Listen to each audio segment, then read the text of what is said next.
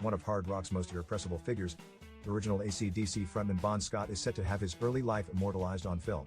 Announced on May 7th, the biopic is currently titled The Kid from Harvest Road and will reportedly focus on Scott's formative years, shooting in Western Australia. Halo Films and Protocol Pictures are producing the film, aiming for a 2025 release. Young Australian actor Lee Tiger Halley, most recently seen in the Netflix series Boy Swallows Universe, is on tap to play Scott. "We are thrilled to embark on this journey to illuminate the early years of Bon Scott," Ian Hale of Halo Films said in an announcement. "His story is one of resilience, passion, and the relentless pursuit of his dreams.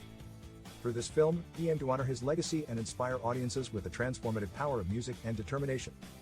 The film will be scripted by Stephen Belowski, who said in a statement, "I was truly inspired by his charismatic character, but what interested me most was his early life, not the caricature we all know on stage. The teen who walked the streets of Fremantle." Famed for his insinuating sense of humor, his shirtless wildman antics on stage, and of course his voice, which managed to conjure undeniable soul out of an alley cat screech, Scott was born in Scotland and immigrated to Australia at the age of 6.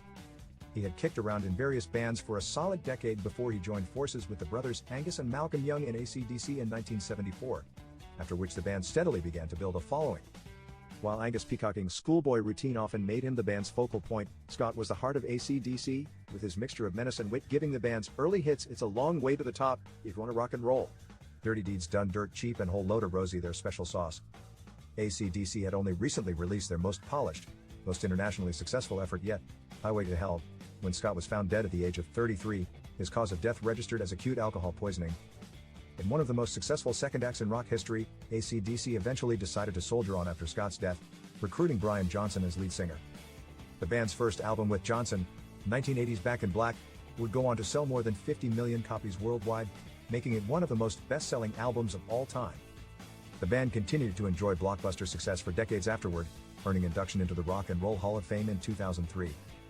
The band recently announced its first tour in years, which will kick off in May in Germany, and include stops all over Europe and the UK, including 2 shows at London's Wembley Stadium in July.